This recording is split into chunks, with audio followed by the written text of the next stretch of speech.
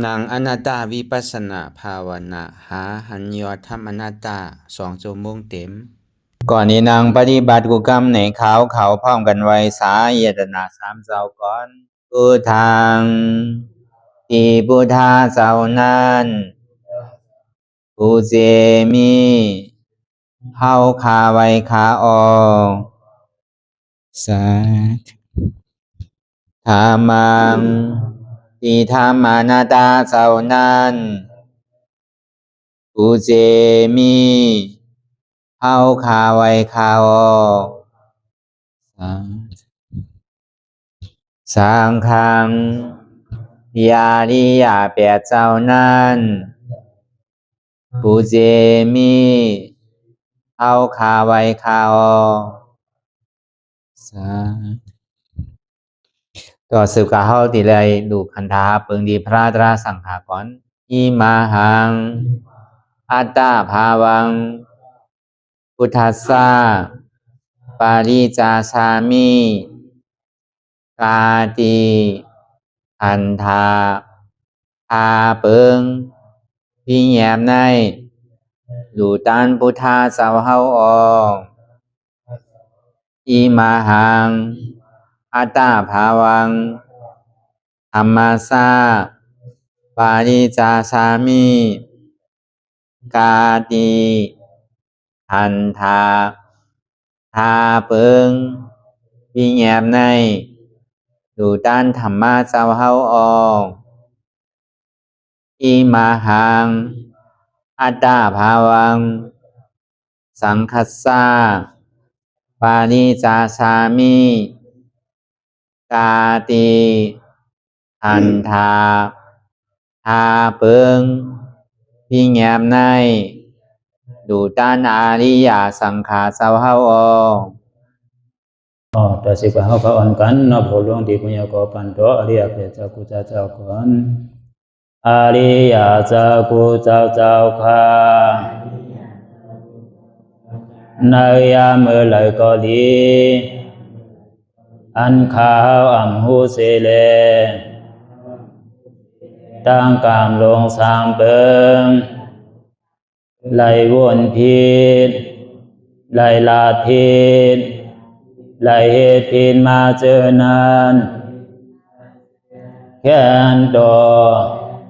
ปดปล่อยวางความบันขาวเขา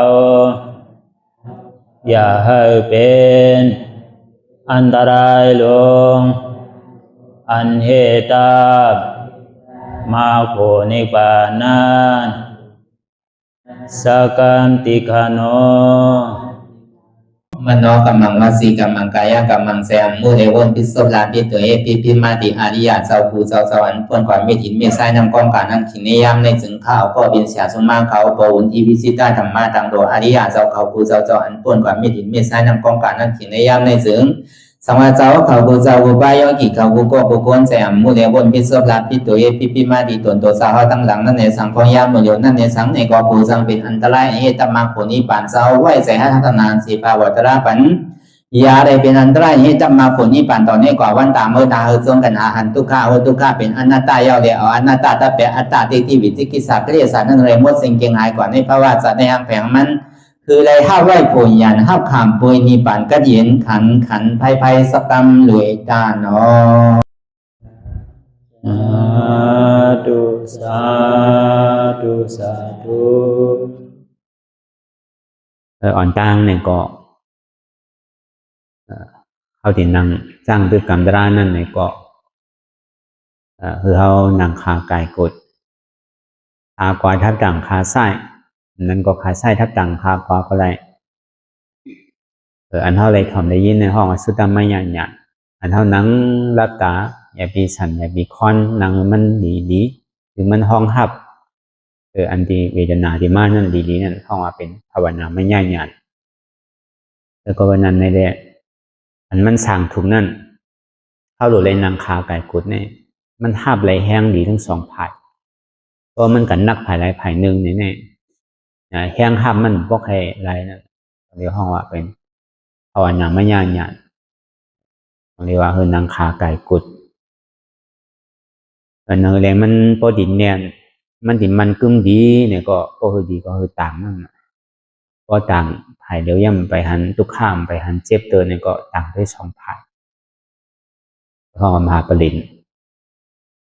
นางคัดเพศนะบ่ยาวเนี่ยก็มือ2 คนต่างตัก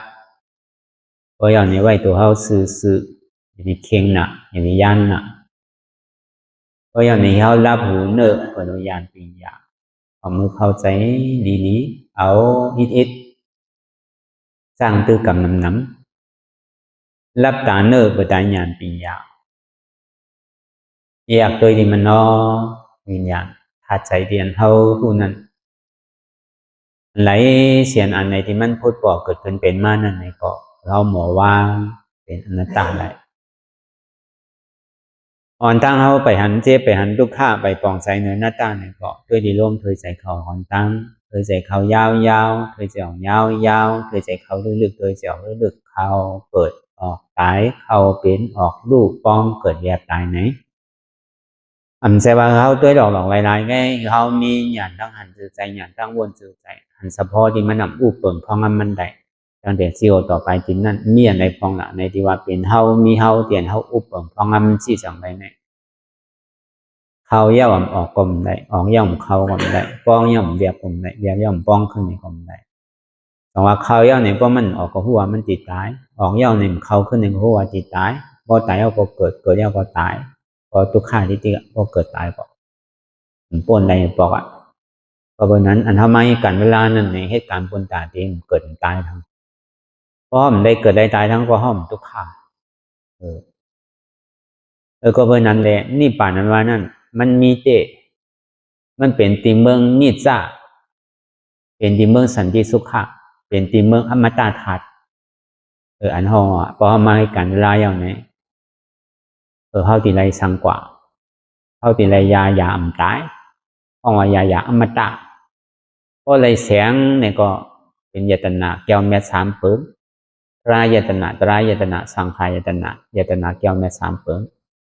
ยตนาในเมืองโค้งกลางเลยสังเมืองหนักกลางเมืองกะหล่นเมืองผีเมืองสังในสังมันมีอยู่เซต้าเนี่ยก็มันให้เฮาเปี่ยวโซแก็บโซเข้าเลยเปิ้นยังสั่งหมอมายาหมอมาหิมมันยังสั่งลูกสั่งหายวะมันให้เฮาเสื้อสาใจอยู่เซต้านี่ก็ด้วยกาพวกเฮาเลยยตนาแก้วแม่3 เปิงในพระยตนาตรายตนาสังขายตนาเนี่ยมันอยู่ในอกในใจเฮาเสียเขาติ่มมีดองตั้งมีฉาได้ที่โดยเสพราตราสังขารในห้องมีดองตั้งยุ่มพิษยุ่มเปิงทางเย้าห้องว่าเยตนาเนี่ยก็เขาเฮ็ดกว่าเขาก็ติไรเขาติทบมาบอกอาจารย์เดนที่วิจิกิจศาสตร์ตัวกว่าเย้าเนี่ยก็ห้องว่าฐานาวิสุทธิศีลาวิสุทธิเสกาวิสุทธิเนี่ยก็เกิดขึ้นอันในแผ่นจังหินว่าในเยตนาเจ้าแม่3 เปิงนั่นก็เป็นนั้น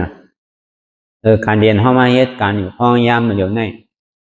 อันเฮายามพอมาอันมันหยาบหาเปิงนั่นก็เฮาก็หยาบอ่ะ1เฮามีโอ้ยก็อันเฮามาเฮ็ดอยู่ห้องยามเดี๋ยวนี้เฮาเป็นธรรมะมิสวยว่าเนี่ยเป็นโอ้ยก็ดีเต้ว่ะอันเฮาอ่อนกันมาเฮ็ดการดลาปั่นแห้งกันเนี่ย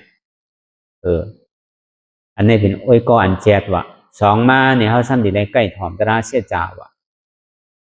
3มาเนี่ยซ้ำสิได้ใกล้ถ่อมติ๊กๆว่ะ4มาเนี่ยบ่ถอมแล้วเนี่ยก็คือติได้มีย้อนนี่ซอมนาสิกะนะคือเข้าใจในหัวข้อตารางว่าตารางเนี่ยมันแค่ว่าสังเอเนี่ยเขาพอเอาเขาเข้าใจเต้ๆว่าอันเท่าว่าอนัตตานั่นอันตาเดี๋ยวอนัตตากันนะอัตตาเนี่ยมันเป็นตารางเนาะมันเป็นอัตราน่ะอนัตตาเนี่ยสั่นเป็นตารางน่ะก็ในเฮาสั่นดิไรมีลองตั้งหาทานเนี่ยแหละสร้างคือกำเอาอ่ะยิ้มย้ำว่าอันเท่ามันดังเรียนเลยแต่ในหาเปิงหาอันใดมันเต็มทวนอยู่เย้าอ่ะก็ดีว่าเจ๊เพราะเขามีคนจากคนโจนกันก็เขาก็ติ่มมาฮอดนี่ในอย่างเก่าเขาก็เลยทอมอยู่วันใน4 ปอกซ้ำได้ทอมอยู่ต่อถึงเขาบ่นำสุดกว่าเดือดสีนั่นมาเนี่ยเพราะเขาตีปล่อยตีสุดมาเนี่ยเขาซ้ำตีได้หมอถอดถอนหมอวางตัววางใจมันจะกึ่งกลางปอก็เดี๋ยวมันจังคำนั่นน่ะ จังว่าพอจำมันที่สุดมาเนี่ยก็เขาก็จังได้แลมาออกข่าวว่าเขาหมอวางตัววางใส่นาก่อยๆถอนออกร้อยๆอย่าไปกึ่งกลางเพิ่นกำเดียวอย่าไปกึ่งกลางหนึ่งอย่าไปกึ่งกลางมื่นต่างกำเดียวนี่โอ้มันขำนั่นอันนี้ก็ดีเลยว่าเตรียมทนซึ่งหาเปิงหาป้าเปลี่ยนเท่าไรมาเฮ็ดกันอยู่จ้างกันอยู่แน่ก็ในเดือสินั่นไหนแต่ส่วนเท่าดีเลยมาถ่อมดีเลยมาจ้างคือกำตลาดนี่มันใจง่ายๆว่ะดีเลยว่าเฮาหาขับปั่นพ่องยามอยู่นี่มันเป็นกรรมหลีเตะก็เบอร์ซ้ำน่ะหมากไม้เนี่ยมันพอสุกไว้เอาเฮาหลวหัดวิดคืนตนมาในวิดกินแกว่าอันพระเป็นเจ้าเฮาเสียสมมาตั้งหลังอันที่สั่งสอนปันเฮาพระเป็นเจ้าเฮาเนี่ยกระโจดีหวานเจอหวานพันกระโจดีออกต้นออกกิ่งกระโจดีมีหมากแน่พระเป็นเจ้าเฮาในก่อมง่ายๆรู้สร้างแถมบารมีมาในข่าวดังเสียสังไขไปเช่นกำพาในบารมี10 เปิงนั้นพอเพตือนมี30 เปิงนั้นตัสสะบารมีตัสสะอุปบารมีตัสสะปรมัตถบารมีตัสสะบารมีนั่นจุนหอจุนเฮิรนจุนดุกจุนล้านจุนวันจุนเมืองจุ่มอาณาอำนาจจุนกูเจอกูลองอันเก้าไก่เลยลองการป้วนนั้นขามออกเทินออกปากลูกค้าหังกวยหาตราจุนได้2มาเนี่ยตัสสะอุปบารมีเนี่ยเองการลักษณะเจ้าเก่าก็สังว่ามันเป็นพรดีตาเปิ้นเนี่ยก็ยังฮัดจุนหมักตาก็ยังฮัดจุนในได้คอกปันเปิ้นได้ว่ะตัสสะปรมัตถบารมีในตอนหนังอาศักสายใจเจ้าเก่าก็ยังฮัดจุนได้ว่ะอันนี้จนที่มาป.6จู่เนี่ยมันมีอยู่30กระโจพระเป็นเจ้าเฮาที่เลยมาเป็นสัมมาสัมพุทธะที่เลยมาสั่งสอนบรรเฮาว่าในสมาธิที่สัมมาสังกัปปะเนี่ยอันนี้แปลว่ามันเป็นตัวพุทธะพระเป็นเจ้าศีลศีลสมาธิเนี่ยก็เปิดพระเป็นเจ้าเฮาป้องเกิดขึ้นเป็นมาเยานี่ก็ศีลศีลสมาธิเนี่ยมันเป็นของกึกโลกกัมภะเพื่อการมันมีปัญญาพระพุทธะพระเป็นเจ้าเฮาป้องมาเยานี่จึงที่เอามากึกผาซ้อมปัญญาเนี่ยจึงที่ห้องว่าเป็นศีลศีลของพุทธศาสนาเป็นสมาธิของพุทธศาสนาจังว่าในเส้นตั้งสายกลางนั้นที่ได้มีปัญญาศีลสมาธิที่สมาสังกัปปะสมาวาจาสมากัมมันตะสมาอาชีวะสมาวายามะสมาสติสมาสมาธิ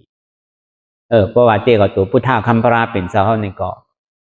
มันหามาในข่าวตั้งหัวสีอสังไขยไปแสนกัมพาเนี่ยสมาธิที่ได้สมาสังกัปปะก็เปิดปึงอิงเดอเสตาหน้าศีลสมาทานนั่นก็ย่อก็จึงที่เตรียมทนย่อเนี่ยก็จึงที่มาฮอดถึงที่ในปัญญาเวลาพุทธะคัมภราเป็นเจ้าเนี่ยเป็นปัญญาธิกะจังว่ามันจะได้มีปรามีไว้10 เปิงนั่นจังเท่าว่าตัสสะ10 จัด10 เปิงของพุทธะคัมภราเป็นเจ้าเนี่ย1จัดเป็นเจ้าเตมีไว้นั่นเจ้าเตมีมันเฮ็ดเจ้าเตมีนั่น2มาเนี่ยจัดตน2มาเป็นมหาชนากะจัดอันใหญ่ๆมันเพิ่นเอาลงไว้ในปิฎกนั่น3มาเนี่ยสมาเป็นจัดสุวรรณสยาม4มาเนี่ยเลยมาเป็นจัดคุณคำเนมิราชาก็ใน5มาเนี่ยมาเป็นมหุสถะ6มาซ้ำเป็นภูริทัตคุณกานั่น7มาเนี่ยซ้ำเป็นเจ้าจันตากุมารานั่น8มาเนี่ยสมาเป็นขุนสางนารธา9มาเนี่ยสิมาเป็นมิถุระปันดิตะก็ใน10มาเนี่ยจัดสุดท้ายเนี่ยเป็นจัดวิสันดราในจัดเจ้าเตมีอันนั่นเจ้าเตมีไว้เจ้าเตมีนั่นอันนั้นสร้างเนคขมปรมีสร้างเนคขมปรมีลองอาจองมันในเป็นชื่อล่ะก็เปิดในเมืองนั้นมันก็เกิดมาไหว้เสนันมาเนี่ยก็เข้ากับผิดปังที่เขาก็เปิดว่าเมมันเจ้านั่นอธิษฐานก็เปิดว่ามีลูกมันใครไล่ลูกมันจะนี้อธิษฐานเอาศีล8ในได้อธิษฐานก็ในคนผีห้อหนึ่งคนผีกับผิดปังเอาหน่อรองเจ้าเขายังตึกอยู่เมืองผีอยู่มันก็หาป่นเมืองนาลายใหม่เนี่ยซ้ำกู้โสมันซ้ำอ่อนพอดกว่าถึงเมืองผีแหละมันก่อมใครล่วงมาอย่างเก่า ก็ในคนผีจังที่ต้องปานว่าอ๋อเจ้าเขาก็เป็นก้นสร้างบารมีก้อนหนึ่งรู้แค่นต่ออีเหนือไว้เนี่ยสัตวาเลยล่วงเมื่อแลเนี่ยเขาก็มาผิดปังนะพอมันผิดปังมันก็ลงมากับเนี่ยพอมันลงมายาวเนี่ยมันก็มาเกิดเหมือนมันเกิดในก้นเนี่ยพอจุ่มเย็นกว่าเชียงว่ะก้นเนี่ยพอโจมกว่าตั้งวันตั้งเมืองว่ะก้นอันโจมเนี่ยมีว่ะตอนที่ห้องว่าเจ้าเตมีนั่นแล้วก็วันนั้นพอถึงขิงเหมือข้าวยามมา1 เดือนเต็มมาแล้วเนี่ยมอไปตังเขาก็มาตากว่าอ๋อเจ้าเนี่ยเป็นก้นมีบารมีก้อนหนึ่งเป็นเจ้าแม่มันติเลยอุบในขุนทั้งหมดทั้งเสียงอันนั้นเพราะว่าวันนามาเป็นเจ้าที่มีกู้โสนาวุนก้อนหนึ่งเขาก็ออกไปตังเขาเลยว่าเช่นนั้นว่ะก็ในพอถึงเตรียมเดินมาเนี่ยพอมันซ้ำเอากว่าที่ห้องอันเป็นแทบตัดคันลีนั่นน่ะจะแทบตัดอุปเดนั่นพอไผฮิตซื้อก็ติได้กว่าซ้อมันนั่นเพราะว่าเมื่ออายุมันได้ตึก1 เดือนพอมันก็ซ้ำอย่างไรแทบตัดนั่นน่ะถึงที่มีจุ้มโจรอยู่4 จุ้มว่ะจุ้มหนึ่งทำการลักเปิ้นว่ะจุ้มหนึ่งซ้ำตึงลักเปิ้นไหนตึงเผาหอเผาเฮิรนเปิ้นว่ะจุ้มหนึ่งซ้ำแหมเปิ้นว่ะลักเปิ้นทำแหมเปิ้นว่ะจุ้มหนึ่งในแหมก็แหมลักก็ลักเผาไผ่ก็เผาเปิ้นว่ะมีอยู่4 จุ้มอ่ะคนสวนเนี่ยก็ในจุ้มมันหมอลักเปิ้นนั่นในส่วนที่เอามาปันตามเลยป้อว่ะเอาไม่ป้อเอาไม่ไหวป้อในหาป้ออ่านโห10 หัวปากมันนั่นนะพอป้อยเนี่ยก็เอากับโต๊ะคอกอะไรจะนี้ปล่อยออกว่ะจุ้มมันหมอลักเปิ้นนั่นก็ในจุ้นอันหมอลักเปิ้นกาเนี่ยซ้ำยาโคยาของเปิ้นเผาหอเผาเฮิรนเปิ้นถึงตายนั่นเก่าอันนั้นก็ซ้ำปันตามพัดเจ้าของกาเนี่ยก็เอากับโต๊ะคอกอ่านโห10 ปีมันนั่นนะก็ในจุ้นตอน3นั่นลักก็ลักเปิ้นแหมก็แหมเปิ้นพอเป็นที่นั้นเนี่ยก็พอปันตามเนี่ยเนี่ยก็เอาแหมแปดว่ะเวลาจุ่มโจรทนสีเนี่ยมันหายนะว่ะกระโจมันเผามันโจรเบิ่นกล้าซ้ำเผาป้าลูกเผาป้าหลานเผาป้าเจอป้าเคอมันเสียงว่ะนั่นคือแหละเปิ้นติ่มหู้ตั้งพิษมันนั่นพอเป็นที่นั้นเนี่ยมันปันตายง่ายๆว่ะปันตามเอาก็เอากับเสพเรียกไว้ตีในกลางเมืองว่ะเอาเปล่าคือกวนโปหู้หมดว่ะกวนก็ไหนหมอโจรหมอฆ่าหมอแหมเปิ้นหมอเผาเปิ้นนี่แหละอันนี้ในปันตาม7 วันจนนี้มันตายว่ะตัดสินนั้นว่ะเพราะเป็นที่นั้นเนี่ยในเจ้าเตมีเนี่ยมันซ้ำต้องขึ้นตั้งหลังมันว่ะมันก็ยามเป็นขุนเมืองนั่นนั่นเก่าอ่ะมันก็ปันตามมันน่ะอันพอมันตันปันนั่นน่ะย้อนเบื่อมันไรเฮ็ดเช่นนั้นได้อ่อนมันกัดตกนาลายเนี่ยมันทุกข้าน่ะว่ะในเมืองนาลายเนี่ยมันดีโกน่ะว่ะเพราะเป็นอารมณ์ก็ดีเฮ็ดเถือนเนี่ยเพราะก็ใหญ่มากเพราะก็เป็นขุนไหนเนี่ยก็ดีไรเฮ็ดที่ไหนก็ดีไรกัดตกนาลายทางนั้นเนี่ยก็ใครตกเนี่ยก็ดีเฮ็ดถือเนี่ยก็ในส่วนนี้มีนางผีเมื่อกูปอกก็ยามเป็นเมมันมาหนังเก่านางเผียนไปจองเผิกที่อันคุณเอาคำแทบตัดพวกนั้นมีตังผิดนั่นมันจะดีมาซบแซบในหูมันว่าเพราะว่าเจ้าใครรอเต้เนี่ยก็เจ้าเฮาอย่าไปเฮ็ดเองกันลักษณะเต็มทวนว่ะเพราะเจ้าใครรอเป็นขุนนั่นเฮ็ดเหมือนหนังก้นอ้าว่ะเฮ็ดเหมือนหนังก้นหงอยก้นหงอยก้นอ้าว่ะพอบนว่าสังวาอาบเหมือนหู้นั่นลาดก่อมลาดกั้มว่ะมันใจเฮ็ดเหมือนก้นธรรมดาเฮาใจว่ะเฮ็ดเหมือนหนังมืองอขางอไปก็ขยักนั่นน่ะไปก็ไม่ได้ไปดีๆนั่นน่ะ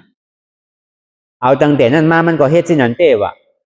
พอเป็นสินั้นมาเนี่ยเขามาหันลูกอ่อนก็ในเนี่ยเมื่อเฮาอยู่มันเกิดมาก็ยังดีอยู่รู้อยู่ซ้ำว่ามาเป็นสิไหนแต่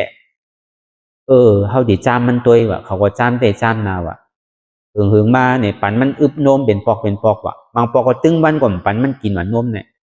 มันไข่ไฮคือก็มันจังไฮว่ะก็เพิ่นมันโอดเอาแหละมันเยื่อนเอาแหละพอมันไฮเพิ่นซ้ำที่หัวมันเป็นก้นดีอยู่นะมันก็ขำว่ะบางปอกเนี่ยปันเป็น 2-3 วันก็เฮ็ดว่ะในข่าวต่างเนี่ยมันซ้ำเฮ็ดวันเดียวอ่ะเฮ็ดปอกเดียวอ่ะ 2-3 วันเฮ็ด1 ปอกเฮ็ดถี่เอาถี่ทั้งนั้นน่ะปาดนึงเฮ็ด1 ปอกเดือนนึงเฮ็ด 2-3 ปอกซะแน่ต่อถึงพออาศักเต็มปีก็เนี่ยพอถึงขิงเมื่อข้าวยามลูกอ่อนมัน2 ปีมาเนี่ยก็เมี่ยวลูกอ่อนเนี่ยพออายุ2 ปีมาเนี่ยเขาเจอกินข้าวมุ้นเนี่ยเจอกินอันเมี่ยวลูกอ่อนกินนั่นน่ะนังเลยมันพอดีคอยเบิ่นนั่นเนี่ยก็ห้องลูกอ่อนมานำมากินข้าวมุ้นนี่แหละกินคือมันพวกคอยนั่นน่ะคือน้ำลายมันบ่หยดนั้นมันก็เฮ็ดเหมือนหนังหู้มันแหละเยื่อนกว่าว่าในข้าวตังอายุมัน2 ปีได้สัง3 ปีได้สังบางปอกก็ เอาเกลือหวานทุกจอมตัวมันเอาน้ำหวานทุกจอมตัวมันแหละเอามวดว่าเอาสังมาไต่มาคบมันก็มันห้องกันเร็วเจ้าเต็มนี่เนี่ยก็ในพอถึง4 ขวบมาเนี่ยมันหมอยังหมอไปกว่าดีๆรู้ก็ในเขาจึงที่เอาลูกอ่อนอันเรียนของเรียนนั่นน่ะเรียวลูกอ่อนเรียนนั่นน่ะเอามาเรียนเนี่ยเลยเป็นหมู่เป็นจุ้ม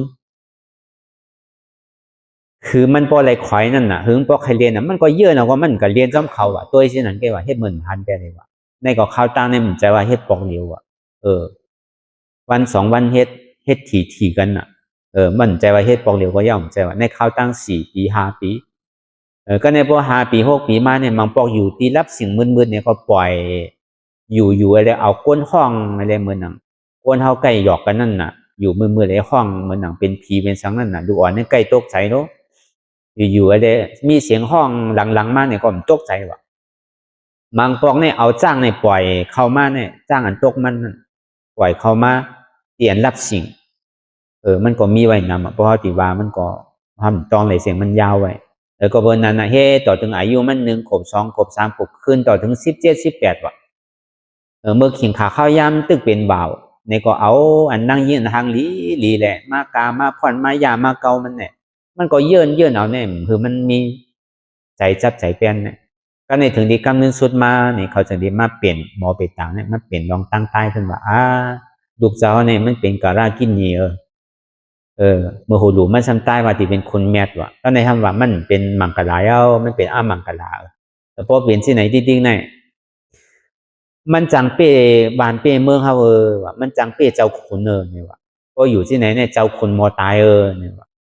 นางเตวีก็หมอตายเนี่ยว่ะบ้านเมืองเขาเนี่ยติดตกซุ่มเป็นซึกต่างนอกในเป็นดิมายามาพันมาเก่าเนี่ย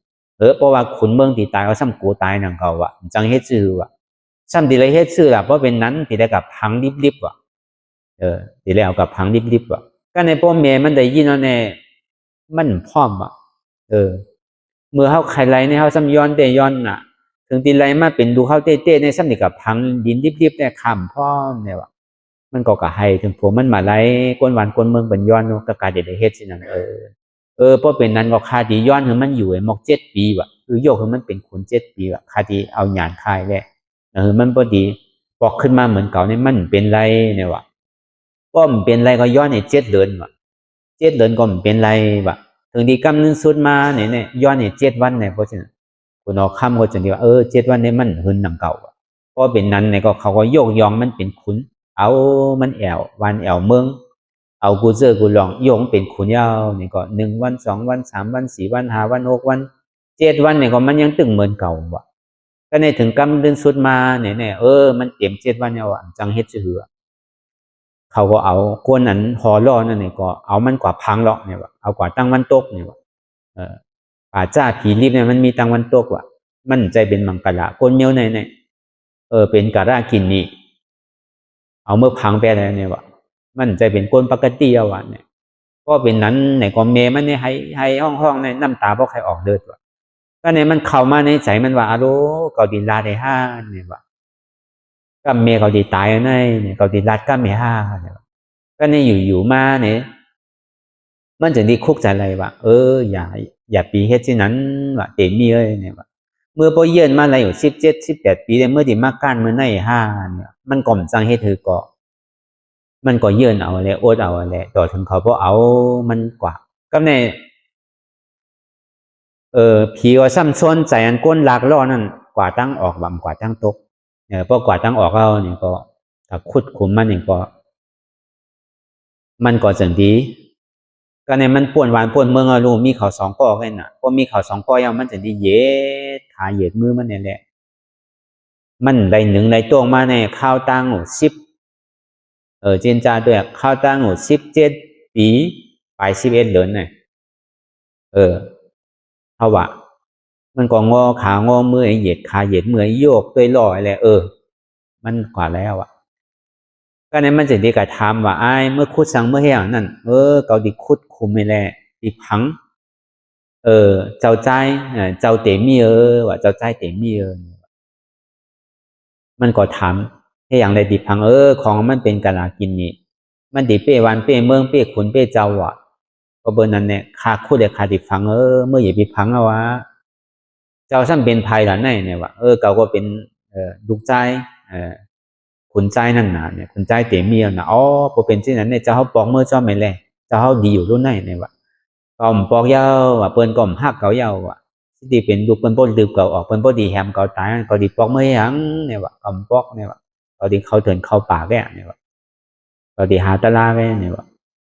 มันก็ว่ามั่นใจที่นั้นพอเจ้าเฮาปอกมือได้ปอเมเจ้าเฮาเนี่ยดีโจมือเนี่ยว่ามันก็เมื่อนะของว่ามันโกเป็นขุนนั่นน่ะเอิ้นเฮาได้ทั้งโกมใครโกมได้เป็นคุณอ่ะเนาะอันนี้หนอนร้องเฮาซะมาโกเป็นคุณว่ะเนี่ยหนอนร้องเฮาเนี่ยมันเจ้าประดำมีนึงป้านว่าเนี่ยมันง่ายๆนั่นน่ะอันนี้เฮาก็พอเป็นนั้นเนี่ยก็มันก็มือพอเป็นนั้นเนี่ยเมื่อปอกเมื่อขึ้นเนี่ยพอเมื่อยินข่าวว่าเขาเนี่ยเป็นคนดีอยู่เนี่ยแต่เขาดีโจมือเนี่ยว่าพอเป็นนั้นก็มันก็ปอกมือก็เนี่ยก็มันก็เข้ากันในเถื่อนเนี่ยก็พี่เขามาผ่านสางเฮ็ดเป็นโคยาเซยาฮันเหมือนเจ้าวิสันเวลานั่นน่ะมันก็มันหนุงเนี่ยมันโจมน่ะว่ะมันอยู่ในเถื่อนในป่าเนี่ยกองมันหนุงยาวก็เฮ็ดฌานสมาบัติมันก็ได้อภิญญาณกว่าได้ฌานสมาบัติกว่าเป็นได้สมถะกว่านั่นน่ะเพราะไรสินั้นยาวก็มันก็เอาปอกกะบอกขึ้นปอเมมันเนี่ยก็ปอเมมันจะสิอ่อนก้นหวานก้นเมืองว่ะเฮาเอาอย่าหวานเมืองเนี่ยเมื่อเฮาเมื่อตัวดูเฮาเนี่ยว่ามันเป็นชื่อเตเขาก็อ่อนกันมาเนี่ยพอไผติมาก็มาเนี่ยว่าเขาก็จุนอ่ะเขาอยู่ว่าบ้านหอเมืองเนี่ยเสียลายหังว่าคุณหอคำนั่นก็ตึงดุกน้องมันในหอในสังในอ่อนกันไปมาเสียงว่าอันเป็นโคของเงินคำซะนั่นอันเป็นก้นวันก้นของเราเปิดพัดตูไว้เสียงว่าอันเป็นโคเงินโคคำอันเป็นจ้างเป็นมาซะนั่นก็เสียลายว่าอ๋อกันมาเลยมาทบเจ้าเตมีก็ฮอตลาปันเขาเลยเขาก็เป็นยาเช่กันเสียงว่าเนี่ยตึงวันตึงเมืองเนี่ยก็ในซ้ำทางเมืองหนึ่งท่านยินข่าวว่าในเมืองนั่นเนี่ย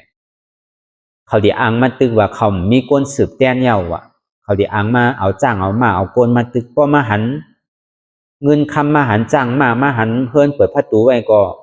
เฮียงเนี่ยมันทูชานไว้ที่ไหนล่ะลองตั้งมันเป็นชื่อแล้วเนี่ยเรื่องที่ถามเนี่ยก้นยิ้มพร้อมนั่นเลยว่าเมื่อเดี๋ยวคุณออกคำเอาก้นหวานก้นเมืองเนี่ยกว่าที่เจ้าเต็มเนี่ยก็เป็นยาเสียาฮันโมเดลอ่ะมันจะดีปอกไม่เลยกว่าหาถามเจ้าเต็มมีเขาก็ฮอตะไลก็เขาก็อ่อนกันเป็นยาเสียหันก่อนหมดในเฮาว่าคือเป็นคอว่นเฮาว่าเหมือนหนังเจ้าเต็มมีเนี่ยมีลองตั้งเยื่อนกันบ่ดันได้เนี่ยจินจาตัวเฮามันหนังตะลางกันเนี่ย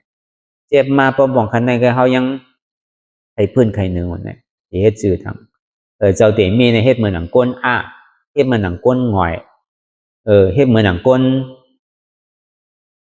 ผู้สังใช่ไหมเขาที่เฮ็ดไรออกมานั่นแต่ว่าตีเลี้ยงแต่ว่าตีรับสิ่งของมันต้องเฮ็ดอยู่24 ชั่วโมงว่าต้องตื่นตัวไว้เสียๆโกบนหูนั่นเขาก็จำมันเนี่ยมันจำวัน2 วันว่า1 เดือน1 วงจำเป็น2-3 ปอกบางปอก1 วันจำเป็น2-3 ปอกใช่ไหมถี่ทั้งว่าพอเมได้ก่อนน้ำหมูน้ำตาเพราะใครตัวก็เปิ่มจังเฮ็ดหืนอ่ะก็เปิ่ฮักลูกเคยลูกมาอุบหวานอุบเมืองลงเขาก็เฮ็ดกูเจอกูลองก็เขาเสียงอกเสียงใจเอาหนักก็เบิ่นนั้นอันนี้ก็เฮามาเป็นข้อคิดข้อวนเฮาว่าเมื่อปันพุทธาคัมภราเป็นเจ้าเฮาเป็นเจ้าเตมีอันสร้างเนคขมะปรมีนั่นคือเฮาได้มีเนคขมะอันนี้บอกว่าอันเฮามานั่งตะลาเส้นหนังไหนก็อันเฮามันใครเจ็บมันใครก้นมันใครขึ้นมาก็หือในก็ห้อมเพิ่นนึงก็ในห้องว่าเป็นเนคขมะปรมีนั่นก็มั่นใจว่าเพราะว่าเฮาพื้นเฮาหนึ่งเนี่ยมั่นใจเป็นเนคขมะปรมีเอาว่ะก็ห้อมพื้นหนึ่งก็บอกว่าเป็นเนคขมะปรมีพอดีแตกพระเป็นเจ้าเฮาเลยเฮานั่นต่างกันผ้าเรลินอันนี้พระเป็นเจ้ากระโจติไลตะลาเลยเอามาสั่งสอนบรรเทาเนี่ยก็ได้สร้างปรมีมาเต้นั่นนะก็ใน2มาเนี่ยพอเฮาที่ว่าเชียงเนี่ยก็เฮาที่ว่าก็คำขึ้นวันไหน2 จัด 3 จัดที่ไหนกันเนาะพอดีว่าเชียงได้มันถึงพ้นหนังพตลาพะเยาเพราะมันสุดเดินเนี่ย2 มาเมื่อปันสร้างบารมีเป็นมหาชนกานะความไทยห้องมหาชนกนั่นอันนี้ก็เป็นวิริยะบารมีอันนี้ก็เหมือนนั้นหนังเก่าในเมืองมีที่หลานนั่นเขามีอยู่2 ก็พี่น้องว่ะกวยกาก็ปีมันในซ้ำจอมตราว่ะจอมตราขุนว่ะเฮ็ดสื่อเฮ็ดก็ในขุนเมืองในจอมตราในปักเปิงหวานเมืองเอานี่ถึงก้นหวานก้นเมืองก่อมเจือก่อนนะยาสันตะ พอเปียสันใต้ยาก็เอาน้องมันนั่นยกเป็นคุณว่ะเขาก็มือตึกต่อกันนั่นน่ะกำไหนพอตึกกว่าตึกมาก็แฮมปีไอมันกว่าพอเบอร์ปีไอมันนี่มันจอมตลาดคุณเนี่ยเอกกาวากาเป็นนั่นน่ะก็ในน้องใจมันดีอุบในเมืองมีที่หลากว่าก็ในก่อนเป็นเมในซัมปาต้องไว้ว่ะเป็นเจ้ามหาชนะก้ามาเกิดนั่นน่ะพอเป็นนั้นก็ลักออกมาก็ผู้ว่าเขาซุ่มมารู้นุงโคธรรมลายก็ลากออกมาในว่างหอยแหละดีขึ้นสืบกว่าตีเมืองหนึ่งบ่เป็นนั้นคุณผีเนี่ยถึงที่ฮู้อ่ะก็ไหนอันมาปฏิสันถิในนั่งจุ่มหลวงเนี่ยมันเป็นเจ้าโพธิสัตว์รู้ในเป็นเจ้าผู้สร้างบารมีรู้ในพวกกล่อมกับช็อตเขาแน่ได้ก็ในมันจะดีผ่านเป็นก้นเท้าก้อนหนึ่งอะไรตึกขับล่อมาอยู่ครับล่อมาลอยๆเลยก็ในเปิ่นโจนกันไปกว่าตั้งในตั้งนานเนี่ยก็มันจะดีทำว่าเมืองในเนี่ยกว่าตั้งไหลในภัยก็ว่างเมื่อกำนันสุดมาจะดีมีคุณผีนั่นน่ะมาผ่านให้ได้แหละนางตีเมื่อตีไหลเนี่ยเอาเขาตีเมืองตั้งในพวกเมื่อก็มาเลยมันนางซ่อมเนี่ยมันก็เอานังเนี่ยก็เมื่อซ่อมอ่ะเนี่ยของมาคุณผีน่ะเนาะดีเต้ได้เปิ้นอ่านข้าวตั้งโอ้โหเลิศมันน่ะจะดีถึง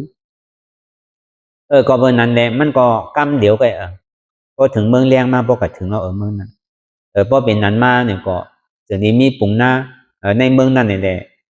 มาหันใส่พอมาหันใส่ก็เอามาเก็บให้เป็นลูกเก็บมันว่ะนางจุ่มหลงนั่นพอเป็นนั้นก็ใหญ่ไม้เอาก็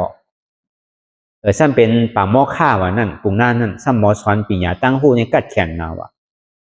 พอเป็นนั้นเนี่ยก็มันจะดีสั่งสอนเอามหาชนะก้าในซ้ำปีญาในพายนาว่ะให้ก็ให้นาว่ะพอมันกัดต่อสู้กับเปิ้นมันกัดต่อหมักเนียนที่ไหนมันซ้ำเป้เปิ้นดีกว่านะพอมันเป้เปิ้นซ้ำป้อใจมันพอเปิ้นป้อใจมันเปิ้นซ้ำร้านมันไอ้มีปอเนี่ยว่ะว่าที่ไหนว่ะมันก็ใจเรียกน่ะเลยปอขึ้นมาที่เฮือนมาถามว่าเปิ้นว่าข้ามมีอูอ่ะข้ามมีปอว่ะในรู้ปอมันก็เป็นปุ่งหน้าในน่ะมันซ้ำปอกับปอมันทางว่าสุว่าก็มีปอนี่ปอก็เป็นปุ่งหน้าก็ในรู้เนี่ยว่ะมันซ้ำกับปอเป็นไทยทางว่าเฮ็ดก่อเฮ็ดมาเนี่ยปอได้เป้เกเป้สนามมันแหละเขาก็ว่าที่นั่นตี้ๆแหละก็ในมันใครฮู้ว่ามันเป็นชื่อแต่เนี่ยเมื่อมันตึกกินนมอยู่นั่นเมื่อมันตึกกินนมแม่มันอยู่นั่นมันตึกกินเนาะก็ในมันครบนมแม่มันไว้ว่าแม่ติลาดห้ามด้านว่าพอลูกนี่เป็นไผเต้พอแม่ลาดเนี่ยลูกดิครบนมดิครบขาดเนี่ยว่ามันก็ซ้ำครบเต้ว่านั่นพอครบเต้เกาติลาดก็หนังเก่าว่าปอเมื่อเต้ๆเนี่ยเป็นขุนเมืองอยู่เมืองมิถิลาว่าเมื่อเดี๋ยวเนี่ยน้องปอเมื่อแหละก็เบอร์ปอเมื่อเฮ็ดจอมตลาขุนเนี่ยแหละคนหวานคนเมืองเขาเลยดื้อเบอพอเป็นเช่นนั้นแหละน้องปอเมื่อเนี่ยซ้ำขึ้นแหมปอเมื่อแหละเฮาเราเลยไปมาที่ไหนเนี่ยก็ถึงว่ามันฮู้ว่าปอมันมีเต้เนี่ยก็เปิ้นว่าเฮามันก็มั่นใจลำมันก็ค่าใจโจจ้าได้เห็นปิญญาตั้งหูหมอถึงเมื่ออายุ16มาเนี่ยมันจะมีมาตุกย้อนดิเมมันว่าเมมันเหลียวในลูกใครกะกล้ากะขายแค่นต่อปันอาลังลูกพองเนี่ยว่าเมมันก็ห้ามอย่าไปมือเนี่ยว่าลูกที่กะกล้ากะขายกะจู้ก้นเนี่ยกะตึกเอาขึ้นเมืองเฮาเนี่ยว่าเมืองมิถิลาเนี่ยว่ากะตึกเอาขึ้นเนี่ยว่าไรอย่าไปเฮ็ดที่นั้นเนี่ยว่าอย่าไปเฮ็ดที่นั้นว่าอันโคของอันที่เมเอามานั่นช้างเมืองบ่ไรเป็นเมืองเนี่ยว่ามันมีเสียงกึ่งเมืองว่ะมันเอามานั่นลูกอย่าไปก่อเอาเย้าอย่าไปกัดตึกเย้าเนี่ยว่าเฮ็ดก่อให้มาตึกตุกย้อนอยู่ที่ก่อมันก่อมจังให้ถือแดปันอารังตังกะมันพอปันอารังตังกะมันเย้านี่ก็มันก็มีเงินเนี่ยมีอารังตังกะก็ซื้อโคซื้อเลี้ยงเนี่ยก็กว่าในเฮอซัมพอกะกะกะขายอีอ่างกว่ากะกะขายจอมเฮอซัมพอว่ะก็เป็นนั้นก็มันก็คืนขี่เยาก็อันกว่าจ้องกันมีอยู่5 ปากแต่พอเยาเขาก็ลงนำบางหลายกว่าเอาก็ก็ในวันนั้นเนี่ยมันเหมือนอย่างนั้นเท่าเป็นอยู่พ้องย่ามเดี๋ยวนั่นน่ะฝนก็แห้งโดมก็แห้งน้ำก็คืนนั่นน่ะก็ในน้ำบางหลายในคืนเนาะฝนก็แห้งโตดีๆกันน่ะก็เป็นน้ำไหนเนี่ยน้ำเนี่ยมันท้องเขาเขาเนี่ยเอาเขาแตกว่ะเนี่ยดีโจมมาว่ะก็เป็นนั้นมาเนี่ยอันจุ้มหาปากก้อนเขาก็ว่อนหาอันยุ่มผีตนไม่ในสังยุ่มผีห้วยผีลอยในสังอันโก้ไก่ผีเจ้าวันเจ้าเมืองในสังอันโก้ ก้ไก่ผีคนสร้างของเจ้านั้นในสังในเขาก็สุดต้องอะไรคือมาจอยว่าเมื่อเดี๋ยวนี้เขาตกตั้งหยัดนะว่าเป็นคือก็มาจอยเขาพองรู้เนี่ยว่าว่านหาปอหาเมว่าก็ในเจ้ามหาชนาก้าเนี่ยมันเป็นเช่นนั้นว่ามันเป็นไรพวกกลุ่มกติกาย้อนอยู่ที่ได้ติดตายหลายๆแก่เนี่ยว่ามีธุระมีติเปมีติปองสังว่ามันก็จะได้กินนำมันโทปาดีๆกินอิ่มเน่าเนี่ยก็โคอันมันนุ่งเนี่ยก็เอานำมันโทปาตันตาปันดีๆเอาจุ่ไปเลยเอามัดนุ่งโคไว้ดีก็ขึ้นกว่าที่อันปลายเฮือสังพอนั่นมันจะดีมุงกว่าแต่เมืองมีทิลาเนี่ยมีตั้งหลายมันก็จะดีมุงกว่าตั้งนั้นก็มันมุงกว่าตั้งนั้นเนี่ยก็ถ้าในอยู่เฮือเนี่ยโจมมันน่ะก็เฮือโจมมันเนี่ยหัวปลายมันเนี่ยมันจะดีโจมตั้งหลังเลยดูเพราะว่ามันโจมแล้วเนี่ยก็มันก็ลุยว่ะลุยนำเนี่ยในมหาชนากาเนี่ยเป็นจัดอันวิริยะปรามีเนี่ยมันก็ลุยอยู่ด้วยการเมื่อวันนั้นมันมีปุนพรว่ะนางมิถิลานั่นนางอย่างก็มันนีเมฆลานั่นนะนางมันนีเมฆลาเนี่ยมันก็ซ้ำได้สู้ตีคนผีสีเจ้าเขาตีเลยตัวในกุนตีเลยตัวในน้ำมหาสมุทรละสังว่าผู้ใดเสมว่าอันมีศีลมีธรรมอันหักแม่หักบอกอันมีศีลมีธรรมในเมื่อมีปุนพรตัดที่ซอยว่ะเดี๋ยวดีปันหอมันหลังหนึ่งเนี่ยมันก็ซ้ำตึกไรใหม่ๆมันก็โจมเซ่ออยู่ในหอมันดื่มมาตัวในน้ำปังลายว่ะก็ในคุณมหาชนะข้าวในก็ดุยอยู่ดีๆกันในข้าวตั้งจะว่าวัน2 วันเป็นข้าวตั้ง7 วันว่ะดุยเนี่ยใน7 วันเนี่ยวันนั้นมันเป็นวันอุโบสถะเพราะว่ามันแงนขึ้นตั้งเหนือเดือนตึกม้วนนั่นน่ะครับไหนก็เดือนม้วนเนี่ยมันจะที่เอานำบ้วนปากมันเนี่ยมันก็อธิษฐานเอาศีลว่ะก็อธิษฐานเอาศีลเนี่ยก็มันก็สำคัญสืบลุยกับทางว่ะก็ในพอถึง7 วันเนี่ยนางมันหนีเมฆลานั่นในส่วนที่คุกใจเลยว่าก่อนนี้มีปุนพรตาที่ตัวปนอันมีศีลมีธรรมอันมีบารมีมังเผามังปอกจังมาติดมาจงในน้ำบางหลายเนี่ยมันไหลลงในมันจะดีคู่อะไรจะดีมาตัวในน้ำบางหลายมาหันผลใจมหาชนะการนั้นตึงลุยนำอยู่เพราะเป็นที่นั้นเนี่ยมันก็ลงมาอะไรมาถามมันว่าใจตีเมื่อตีไหลเนี่ยว่าสังในลุยอยู่ในตีเมืองไหลวันไหลหลาเนี่ยว่าคาตีเมืองมีทิลาเนี่ยย้อนเบอร์สังซ้ำตีเมื่อละก็เปว่าในเมืองมีทิลาเนี่ยอ่อนตั้งเนี่ยมันเป็นตีเมืองคาเนี่ยว่าเมื่อเดี๋ยวเนี่ยเมื่อข้าวย่ามันเขาแตกนั่นก็ขุนเมืองมีทิลาก็ซ้ำตายวันนั้นนอนเพวันนั้นเมื่อแตกนั่นเหมือนมันจำดีมากกว่าขุนเมืองมิถิลาเนี่ยก็เป็นย่อกาตั้งไม่ตั้งเป็นเลยจำดีตายนังเก่าเมื่อแตกก็ขุนเมืองในมิถิลานั่นก็เป็นอ่าวมันก็ซ้ำตายว่ะนอนเพกว่าก็ในมันก็ลุยมันมีลองตั้งอะไรว่ามันดีกว่าขึ้นเอาเมืองมิถิลานั่นน่ะมันจะดีว่าขุนใจมันเป็นได้เนี่ยว่าเมืองมิถิลาเนี่ยไกลว่าไกลมันเหลียวในอยู่น้ำปังไหลดวงอันวันนั้นเมื่อลุยในจ่องมันดีเป็นไรก่อมใจดีฮอนไรก่อมใจเมื่อลุยก่อนรายการตั้งเลยมันดีถึงนายก่อนใจเมื่อดีจมตายไปมาหลายแค่เนี่ยว่ามันมีข้อถามข้อตอบไว้ดีถ่อมดีนั่นไว้ก่อนไรปอกมาเนี่ยก็เขาจะเอามาห่อไว้มันดีถ่อมดีห่อไว้หนังเก่าในคนใจมหาชนกาในวิริยะปารามีนั่นเขาว่าปอดตัวเย้าเพราะเป็นนั้นมาเนี่ยก็ถามมาดีๆก็ในมหาชนกาก็มันเสียข้าวยามมันนั่นน่ะมันเป็นไรเสตานี่ก็ปื้นคานว่าในติ่มคือมันเป็นปื้นจ้าว่ะเมื่อยังตึงมีหวามีแห้งมีขามีมือในจื้อก็ดีลุยได้ๆว่ะใครจอยก็ยาวป้อมือไหลแห้งมีมายาวเนี่ยก็ใครตายก็พร้อมตาที่ตายว่ะเมื่อยังตึงมีขามีมือเนี่ยดีลุยได้ๆโกปื้นดีว่ะวันนามานั่นมีขามีมือสุดซ้ำกลุ่มกะคอกับย้อนคือก้อนนั้นก้อนนะคือผีก้อนนั้นผีหวยผีร้อยพี่เจ้าวันเจ้าเมืองคนพี่คนช้างเขาจ้อยก็หันเขาจ้อยอะไรรู้ในวันหาปักนั่นจมตายก่อนเราบอกรายได้ยาป่ากินยาอันชัดในน้ำกินเขาแปบมันหมดเลยว่ะ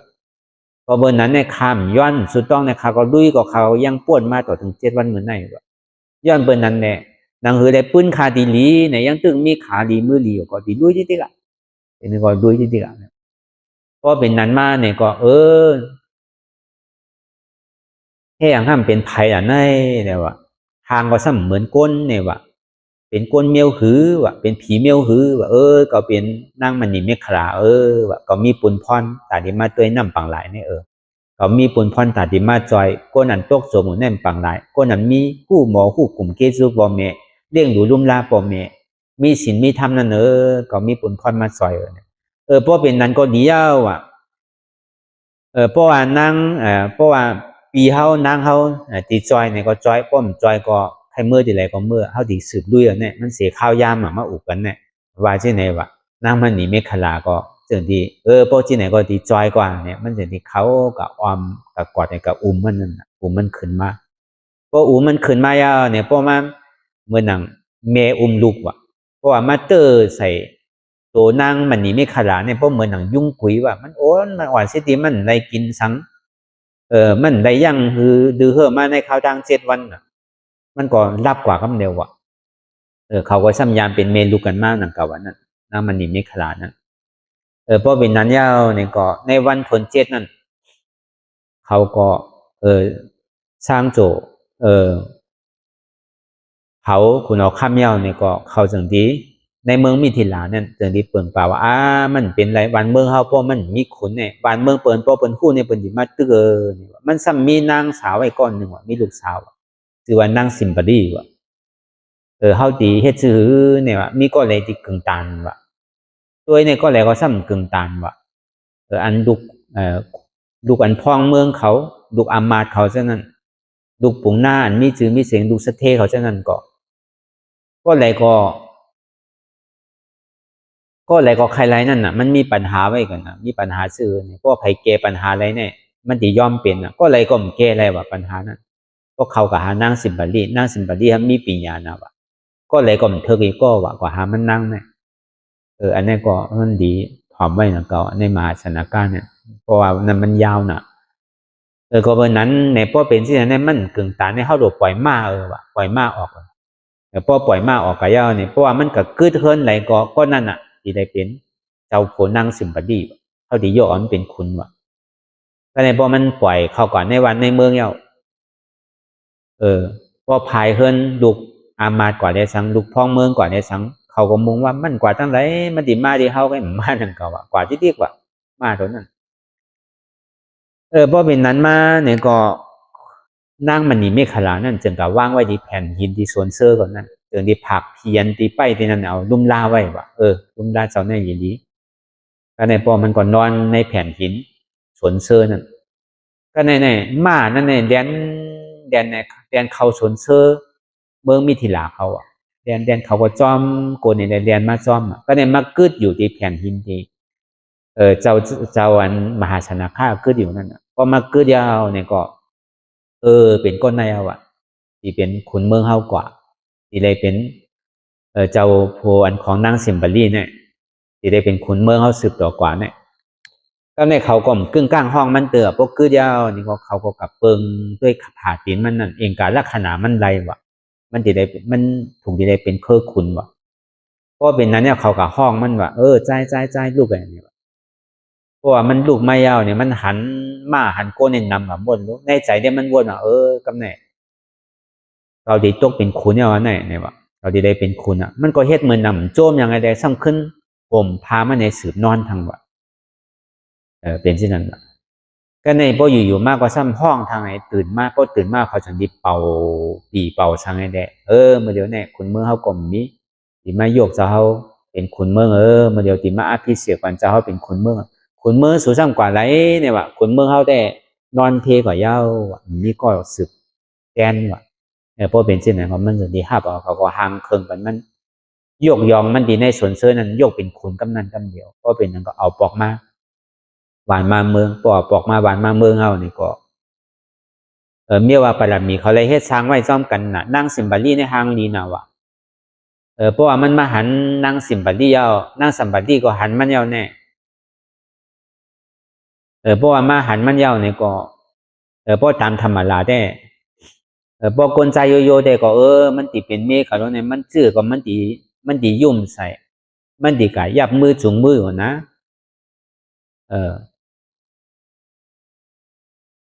ก็กับพ่อนางสิมบารีพวกเขามาพวกหาดีมาจำเนี่ยมันเฮ็ดเหมือนหนังหู้อ่ะมันก็ค ามปนเมื่อเฮ็ดเหมือนนำยุ่มใส่ว่ากวนใจก็ในหมาหน้าใหญ่เต้เนี่ยว่าพอเป็นกวนใจต่างก็ที่เขาย่ามาได้สั่งให้เขาเฮ็ดสื่อก็ไรสั่งให้เขาเฮ็ดเหมือนแมวเหมือนหมาก็ไรเนี่ยมันมีอยู่นั่นมันก็สั่งเฮ็ดเหมือนหมามันก็สั่งเฮ็ดปัดเพียวมันก็สั่งก็สักโคสักเล้งที่ไหนก็เขาเฮ็ดจอมมั่วๆก็อยากกวนใจก็ในมันเปียกเปิงเนี่ยว่าเกาดีอ่านกับหยับมือมันซ้ำปลายไปแล้วเขายุ่มใส่มันก็มันยุ่มใส่เขาเนี่ยว่านั่งสิบบาลีนั่นโอ้กวนใจก็ในง่ายๆเนี่ยว่าแล้วก็เบอร์สังน่ะคุณออกคำเนี่ยมันซ้ำว่างไว้ว่าป้อก็ได้ตอบได้ปัญหาตีอันนอนสี่เหลี่ยมนั่นตีนอนมีสี่เหลี่ยมเนี่ยตั้งไรเป็นโฮเป็นหางจะไหนมันมีไว้หลายคอหลายตอนกันนะนั่นนะมันก็กึ่งกลางเอาเด้อว่านั่งสิบบาลีนั่นนอนเนี่ยก็มันกันนอนที่ลูกนั่งสิบบาลีว่ามันก็นอนอยู่ห้างมันที่นั่นน่ะมันจะที่ห้องเมืองเขามาว่าเมื่อคุณสุกุปอกเนี่ยมันว่าสังไว้มันเฮ็ดสังไว้มันมีปัญหาสังไว้นังเฮเลเปิ้นพ่อติ่มได้เซ่ไรเนี่ยนั่นมันมีปัญหาหลายคอว่ะเพราะว่าไผตอบเกไรเนี่ยที่ยกนั่งสิบบาลีในปันว่าเพราะเป็นที่นั้นแหละว่ามาเนี่ยคุณเมืองสุวาชื่อเนี่ยก็มันก็มีหลายคอหลายตอนหลายอันนังเก่าเหมือนนังกลางอันนั้นไทยก็มันยกไรวะกลางเพราะว่าสิบบาลีเนี่ยก็ยกมือเหลียวก็หักมันมีปืนมันไว้หนังเก่านั่นอันนั้นก็พอเขาก่อมต้องดีเอาอะก็เพื่อเขาใจว่าหนังแดงเขาพอดีเป็นแห้งใสกว่าไว้เสียนั่นมากของมันในตอบแก้ปัญหาที่อันขุนเมืองเก่าอันใดเฮ็ดไว้ก็เรียกว่าห้องเมมันปอกมากขึ้นเนี่ยไม่อยู่วันอยู่เมื่อก็เพิ่งนั่นก็มันก็ซ้ำกะหันขึ้นหมักมงอันที่หวานนั่นเป็นหิมกันกินเนี่ยมันก็อ่านมาปอกมาที่มากินทางมันต้องกินหวยนึงแกพอมันมาหันเนี่ยก็พอหมดพอเสียงเอามันจะนี่มาวนมาให้อย่างใดเป็นสั่งนะอันเจ้าเขากินนั่นพอคุณกินเนี่ยก็พ้องเมืองเขาก็กินก้นมันก้นเมืองเขาก็กินหมักบงตัวหนึ่งซ้ำมันมีหมากว่ะอันนั้นก็มันยิ่งย่ามกวายปังหักช่างว่ะหมักมงอันหมักหวานนั่นในซ้ำกวายมันบ่เสียงบ่มันก้นเขาเนี่ยพออยู่จ้องกันน้ำเนี่ยมันไรแล้วนะอยู่ห้างก้อยได้ดีอันนี้ลองปืนอีตอนอีนึงที่เจ้ามหาชนากะได้สังเวกาแหละคัดใจลุยน้ำในข่าวตั้ง7 วันในวิทยาปรามีนั่นก็เบิดสังแหละซ้ำดีไรลุย7 วันน่ะอันนี้ก็มีอาจองไว้หนังเก่าวะนะได้เป็นที่ไหนหาปากชาติวะเมื่อจัดอ่อนตั้งเมื่อมันตีเป็นนั่นก็เปิดมันยามเป็นขุนเมืองก่อนหนึ่งไงแหละมันซ้ำกะอาบน้ำป้องกะอาบน้ำเอาเนี่ยเจ้าฉางในซ้ำดีหักนาวะพายเฮอมาเนี่ยมาหาตุ้งชอบมันก็ซ้ำกะหยอกเจ้าฉางวะกะเรียนเจ้าฉางไอ้เดเอาเคอนั่นกะยาเพอสันอีรอดนั่นกะเอาเจ้าฉางตกน้ำวะก็เจ้าฉางตกน้ำมันก็เนี่ยเอาออกมากเลยหนังเก่ามันก็ลุ่มลายไว้นั่นมากเนี่ยมันก็จอยเจ้าฉางให้เป็นตะกามันเนี่ยเลยต่อถึงเจ้าฉางนั่นก็เหตุการณ์ละลายเพราะอะไรมักในโผล่ว่าก็เพื่ออาเปียตั้งพิษมันนั่นมันเลยกะหยอกเจ้าฉางอันตกน้ำเลยมันเลยโจมน้ำในข้าวตั้งเป็นเสียหาปากจัดว่ะอันกามันเฮ็ดไว้นั่นอันมันได้ลุ่มลาเจ้าฉางนั่นยกยองเจ้าฉางลุ่มลาเฮ็ดปัจจัยสีเปิงสีป้าต่อถึงเจ้าฉางนั่นก็เป็นสามัญเนี่ยเป็นยาห้าเนี่ยแหละได้ตลาดได้มักได้โผล่กันนั่นก็เปิดผลอัดโซอันมันได้เฮ็ดกู้โฉนนั่นก็เพราะว่ามันตกน้ำกำไหลเนี่ยเพราะมันลุยป่วนมาเนี่ยมันได้เป็นขุนนิดๆว่ะอันนี้เฮาว่าลองกามอากู้โศกรรมเนี่ยกู้โศกรรมเนี่ยมันก็ปัญอาโจกำเดียวเนี่ยก็เบอร์นั้นในคำขึ้นวันเมื่อได้เนี่ยก็เขาเอาดองเจ้าเตมีดองนี่ข้ามาปรามมีเหมือนเขามันหนังตลาดนั่นเนี่ยก็เขาอย่าปีสันปีค้อนอย่าปีเพื่อนอย่าปีหนึ่งในก็เขาดีเป็นนี่ข้ามาปรามมีหนังเก่าเหมือนหนังวิทยาปรามีเนี่ยตัวลุยนำในข่าวตั้ง7 วันเนี่ยมันง่ายกว่าใจ7 วัน 7 คืนเนี่ยอันเขามันลุยเมื่อเหลียวเนี่ย2 ชั่วโมงเลยน่ะหน่อยย่ำไปถึงวันเดินเนี่ยเปลืองผ้าในดินอันดุยน้ำในป้อมดุยทำโจมนู้อันนี้ได้เขาหนังในมันย่ำโจมน่ะเนี่ยนังอยู่ดีๆพอยุงโกยุงครบเนี่ยก็เขาพอเอาสุดกลางเอาน่ะเนาะโกกวนเขาเจ็บเนี่ยเขาพอเอาอย่างหมอนเอาน่ะที่เฮ็ดสื่อทางที่ว่าเขาลุยทางก้อยก่อมใช่เหมือนเขาขี่เฮือล้นเนี่ยก้นพายมันก็มีเขาจะมีก้อมีกูทางก่อนเมื่อหนังเจ้ามหาชนากาเนี่ยมันมีก้อมีกูแล้วมีก้อเหลวไว้หนังดุยจริงๆเนี่ยเป็นห้องว่าคือมีวิริยะเหมือนหนังเจ้ามหาชนากา ถึงมีดองตั้งคัดใสเมื่อเขายังตึงมีขาดีมือดีนั่นนางเฮเลยปืนเฮาตีดีนั่นนางเฮปืนเฮาติ่มจ้านั่นเพิ่นก็มีขาสองขอนเขาก็มีขาสองขอนเพิ่นก็มีมือสองขอนเขาก็มีมือสองขอนเพิ่นก็มีโหก็โหอันเดียวกันนั่นก็เขาก็มีก็โหอันเดียวกันนั่นก็ตาก็สองขอนเหมือนกันหูก็สองอันเหมือนกันมันก็เปิงกันเป็นก้นเหมือนกันน่ะพอมาวนทัดตัวนี่อ๋อเพิ่นก็เฮ็ดแล้วดูมันก็ยังนั่งเป็น 2-3 ชั่วโมงเพิ่นยังไหลอันนี้ก็มานั่งให้2 ชั่วโมงก็ดีขึ้นกว่าเพิ่นมาในเกาหลีอายนะนี่วนที่ไหนพองป้อมนั้นก็คุกใจไรเมื่อปานพระเป็นเจ้าเฮาเป็นหนออารองเป็นเจ้ามหาสนการนั้นเพิ่นยังลุยน้ำป้อมลุยก็จมน่ะบ่ลุยจังดีกว่าไรรู้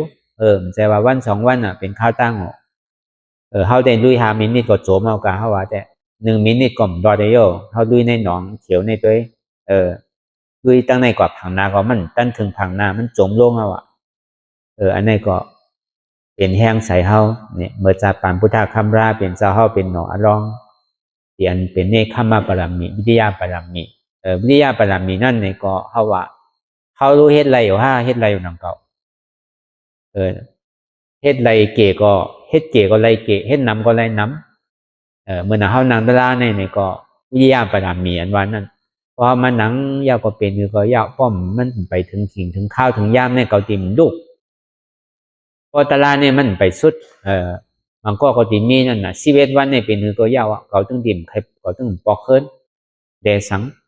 11 วันเนี่ยวันใด4 ปอกเนี่ยเป็นคือก็ยาวเกาติมก้านใจก็วันใด4 ปอกเนี่ยเป็นคือเนี่ยก็ยาวเกาถึงติ่มถอยมันเกาถึงดีเฮ็ดกว่าติ๊กใน2 ชั่วโมงตั้งนานในเป็นคือก็ยาวเกาติมพื้นใน3 ชั่วโมงตั้งนานนี่เป็นคือก็ยาวเกาติมพื้นพอเป็นที่ไหนก็ห้องว่าขึ้นชื่อว่าเป็นวิทยาปรมีนำเก่าอันนี้เขาก็เอาวุถุเมื่อปานพระเป็นเจ้าตึกสร้างปรมี10 เปิงนั้นเขาก็เอารองเจ้าเตมีอันสร้างนี้ข้ามาปรมีแหละเจ้ามหาชนากะอันสร้างวิทยาปรมีในเนี่ยเอามาเป็นแห้งตัวแห้งใส่เขาพระเป็นเจ้าได้หาหยาบว่าหยาบพระโจติหาอะไรมาเนี่ยเขาเนี่ยเป็นก้นกรรมดีพระเป็นเจ้าหามาย่อมก้าเสียสมมาเขาหามาสมาบอกกันเท่าทางโดยเส้นเขาซ้ำขึ้นสืบเหตุการณ์กว่าแทงเขาโดฮัดคืนในได้วิทกินหมักไหมมันเก่นล่ะเมื่อหนังหลอดร่องเจ้าเขาแต่เขาโดมีเสียสมมาสังรู้เขาโดเฮ็ดเอาห้างกล้วยนั่นน่ะได้สร้างเอาห้างกล้วยเพราะมันเต็มมากเมื่อไรจะดีเป็นพุทธะพอเปิดตัวเจ้าเขานั่นใจว่าเอาตัวเจ้าเก่าป้วนห้างกล้วยเอาไว้แน่สัตวะป้วนจอมบาก้นบาผีบาสังก็ได้ป้วนกว่าตั้งน้ำนั่นก็เบอร์เป็นเจ้าประดับมีอันเฮาฮาแต่ก็เขาเฮ็ดวันไหนวันนั้นถือว่ามันเป็นประดับมีก็เป็นอยู่มันนึงเป็นกว่าจอมออโตเมติกของมันมันเป็นกว่าจอมอัตโนมัติของมันอันเฮาไม่เฮ็ดอยู่เพราะยามเดี๋ยวนั้นก็เฮาเพิ่นนึงก็เป็นเนคขมาปรมีคุกใจไรไว้ใจเหมือนหนังเจ้าเตมีไว้เป็นข้าวตั้ง17-18 ปีลุ่มๆเฮ็ดหนังก้นหงอยก้นอ้าเพิ่นยังเฮ็ดไหลถึงวันถึงคืนใจว่าดีเลี้ยงได้ดีรับสิ่งก็ยังเฮ็ดอยู่เนี่ยเดสังเหมือนเจ้ามหาสนากะได้มีดองตั้งคัดใจด้วยน้ำปังหลายลงเนี่ยมันลึกพอเขือน้ำปังหลายเนี่ยตั้งลึกมันเนี่ยมีอยู่480,000 โยชนานะน้ำเนี่ยลึกกว้างใหญ่เลยแผ่นดินก่อนรู้ลึกพอแต่นั้นแต่เลิศนั่นเฮาก็เหมือนนั่นหนังเก่าหนังได้ปืนเฮาดีๆนั่นเฮามีขามีมือเหมือนเพิ่นก็มีขามีมือเหมือนเฮาพอเฮาเฮ็ดเเนี่ยก็เฮาดีซุ่มนั่นน่ะวิริยะเฮาก็เฮาหลกเข้าใจเอาเหมือนอย่างเจ้ามหาชนากะนำก็2 ชั่วโมงในอย่าไปมันรอดอย่าไปมันยอมก็เป็นที่นั้นมาหึงนานมาเนี่ยก็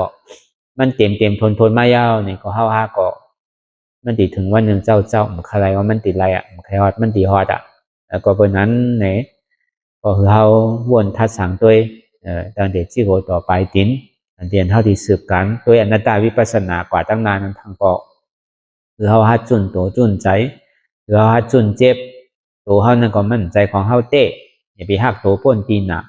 ใจเฮานั่นก็มั่นใจใจเฮาเตะอย่าไปหักใจป้นตีนอันเจ็บนั่นก็อย่ามั่นใจเจ็บเฮาเตะอย่าไปหักเจ็บอย่าไปโกเจ็บป้นตีนตีเตะก็มั่นใจของเฮาเฉยลองที่มันพูดบอกเกิดขึ้นมากำใดๆก็จังว่าทำมีคือเฮาบ่หัน อันทุกขะทำใจเฮาบ่ฮู้ว่าทุกขะนี่เป็นอนัตตาเจ็บนี่เป็นอนัตตา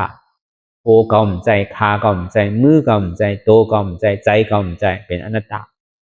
ในก็เฮาวนยาวๆขายามหืออย่าไปว่าไผป่นน่ะอย่าไปว่าเทิงป่นน่ะเดียนเฮาหันเฮาวนหันนั่นถึงบ่พิงเพียงกันวนต่อถึงเจ็บมันบ่สุดวนต่อถึงทุกขะบ่สุดตัดต่อถึงอัตตาบ่ตกพุทธขัดกว่าอะไรที่มันพุทธบอกขึ้นเป็นมานั่นนี่ก็เฮาหมอวางเป็นอนัตตาไหน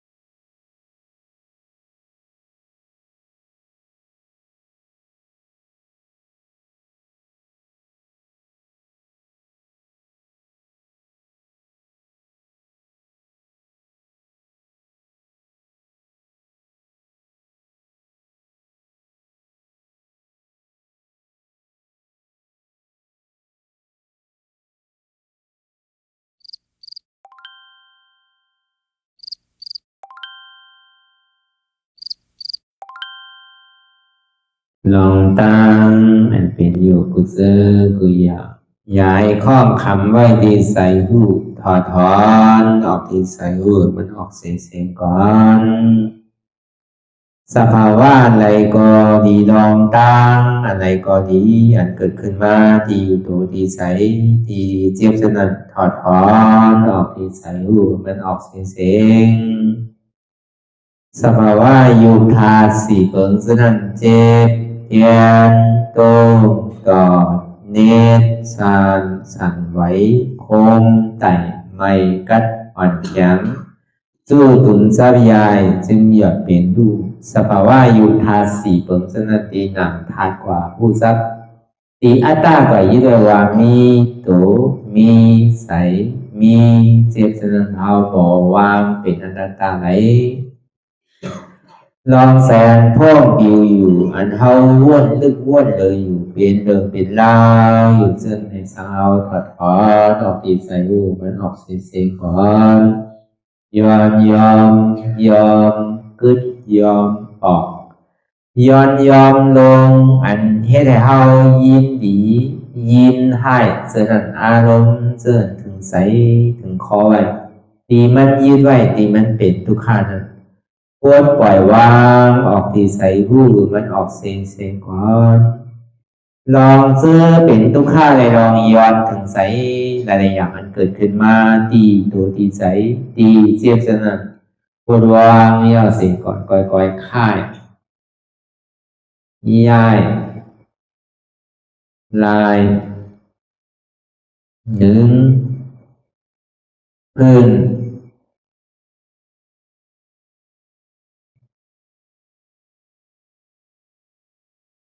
พยายามไหนก่อยเปิดตามืนตาลอยได้เป็นการปฏิบัติธรรมโคตรอายธรรมอันเกิดขึ้นที่โตที่ใสที่เจ็บอันนั้นโคนหาเหตุหาเงาพระจองทุกขันนั้นต่อสิ่งการในเฮาที่ได้ส่งเมตตาถึงวิเนยสัตวะทั้งหมดทั้งสิ้นก่อนอิดาเมปุญญังอาสวะคายังนิบานังวาหอตุมาปุญญาภากังสเปสัตตา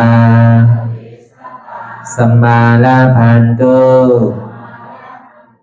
อิตังเมปุญญังอันเฮาคาไลมาตือกรรม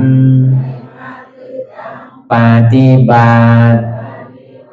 วิปัสสนาภาวนาหาอัญญธรรมอนัตตาในอาสวะคายังเป็นอันถาสัพตัดเตนาสวะสีเปิงเสียวแลนิพพานังตีนิพพานันขอดูให้ถึงเสกัมติคามาปุญญาภากังพรดีอันคามานาวิปัสสนาภาวนาทรงยืนปันสเปสัตตานังเอวปอเมสลาญาติกาดึงเคเจอเคได้ก็แลจากว่าสัตวาทั้งสิ่งทั้งดวงนั้นสมาลาพันตุอะไรพรดีนำกันตั้งเฮาคา ตังสิงสกัมติคาโนสาธุสาธุสาธุ ต่อสิกว่าเฮาก็อ่อนกันเนาะผู้หลวงที่ปุญญาก็ปันโตอริยเปเจ้ากูเจ้าก่อนอริยเจ้ากูเจ้าค่ะในยามเมื่อไหร่ก็ดีอันข้าวอ่ำหูเสเลตั้งกามลงสามเปิงไหลวนพิษไหลลาดพิษไหลเหตุพิษมาเจอนานแค้นดอกปดไหววางความบันขาวเขาอย่าให้เป็นอันตรายลงอันเหตุตามาโผนิปานันสกัมติคาโนมโนกัมมังวสีกัมมังกายกัมมังแสมมุเรวนพิศลาปิตัวพิมาติอาริยะเจ้าภูเจ้าสวรรค์พ้นความไม่ถินไม่ใช่นำกองการนั้นขินนิยามในจึงข้าวก็เป็นเสียสมมาเขาปวุนทีวิสิตาธรรมะตังโดอาริยะเจ้าเขาภูเจ้าสวรรค์พ้นความไม่ถินไม่ใช่นำกองการนั้นขินนิยามในจึงสังวาเจ้าเขาภูเจ้าภูปายกิเขาภูก็ภูคนแสมมุเรวนพิศลาปิตัวพิมาติตนตัวสาวตั้งหลังนั่นในสังพยามโยนั่นในสังในก็ภูสังเป็นอันตรายเหตุมาผลนิปานเจ้าไหวใส่ให้ทัศนานสีภาวตระปันยาได้เป็นอันตรายให้จำมาผลนี้ปั่นต่อเนื่องกว่าวันตามเมื่อตาเฮอจงกันอาหารทุกข้าทุกข้าเป็นอนัตตาเยาเดียวอนัตตาตาเปอัตตาที่วิจิกิสาเกลียสารนั่นเลยมดสิ่งเก่งหายกว่าในภาวะสัตว์ในหางแผงมันคือเลยห้าไหวผลยันห้าขามปุยนิปั่นก็เย็นขันไพ่สกรรมรวยตาเนาะสาธุสาธุ